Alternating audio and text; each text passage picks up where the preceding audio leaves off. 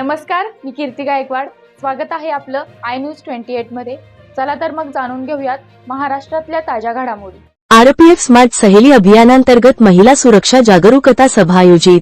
आसनगाव स्थानकात दिनांक 27 डिसेंबर 2024 रोजी आरपीएफ चौकीत मध्य रेल्वेच्या स्मार्ट सहेली अभियानांतर्गत एक विशेष सभा आयोजित करण्यात आली.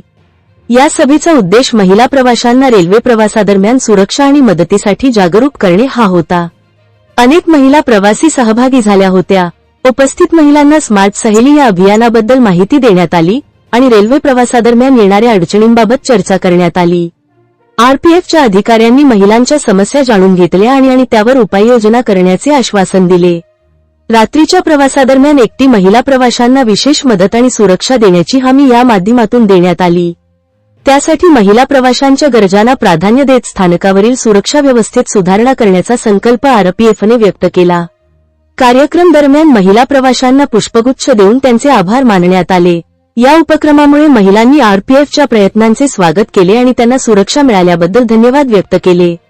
आरपीएफच्या स्मार्ट सहेली या अभियानामुळे महिला प्रवाशांमध्ये विश्वास निर्माण होऊन त्यांचा रेल्वे प्रवास अधिक सुखाचा व सुरक्षित होण्यास मदत होईल अशी अपेक्षा व्यक्त करण्यात आली. यावेळी मध्य रेल्वे सुरक्षा बलाचे उपनिरीक्षक राजकुमार वर्षे, एएसआय रंजना चौधरी, एलएचसी कविता सातपुते, एलएचसी अक्षता धरणे, एलसीटी दिव्या शर्मा, एलसीटी पूजा, सीटी देवेंद्र बागुल व एमएसएफ समीर बांगर यांनी या अभिनयाचे सादरीकरण व महिला प्रवाशांना मोलाचे सहकार्य केले.